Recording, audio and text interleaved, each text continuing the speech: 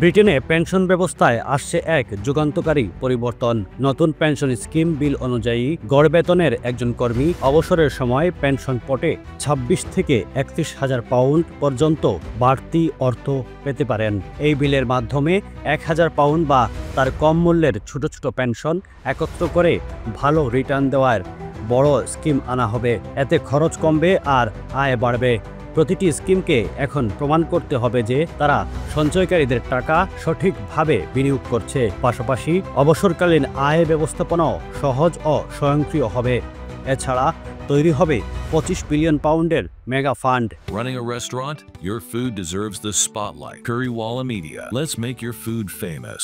যা স্থানীয় আবাসন ও উন্নয়নে বিনিয়োগ করবে।